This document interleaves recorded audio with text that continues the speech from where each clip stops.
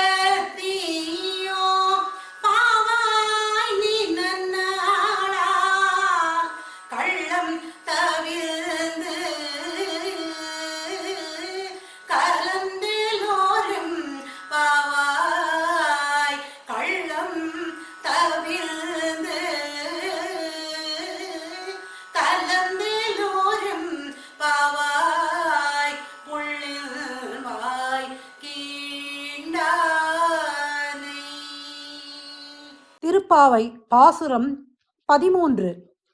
புள்ளின் வாய் கீண்டானை பொல்லா அரக்கனை. பறவை வடிவம் கொண்டு வந்த பகாசுரனின் வாயை பிளந்து அழிக்கவும், பிறன் மனை நாடிய ராவணனின் தலையை கொய்யவும் அவதாரம் எடுத்த நாராயணனின் புகழை பாடியபடியே நம் தோழியர் எல்லாரும் பாவை விரதம் இருந்த இடத்திற்கு சென்றாகிவிட்டது. கீழ்வானத்தில் வெள்ளி முளைத்து விட்டது. வியாழன் மறைந்து விட்டது. பறவைகள் கீச்சிட்டு பாடுகின்றன. தாமரை மலர் போன்ற கண்களையுடைய பெண்ணே, விடியலை உணர்த்தும் இந்த அறிகுறிகள் தெரிந்தும் உடல் நடுங்கும்படி குளிர்ந்த நீரில் நீச்சல் அடித்து குளிக்க வராமல் என்ன செய்கிறாய்? அந்த கண்ணனை நினைக்கும் ஒவ்வொரு நாளும் நன்னாளே. மார்கழியில் அவனை நினைப்பது இன்னும் சிறப்பல்லவா? எனவே தூக்கம் என்கிற திருட்டை தவிர்த்து எங்களுடன் நீராடவா.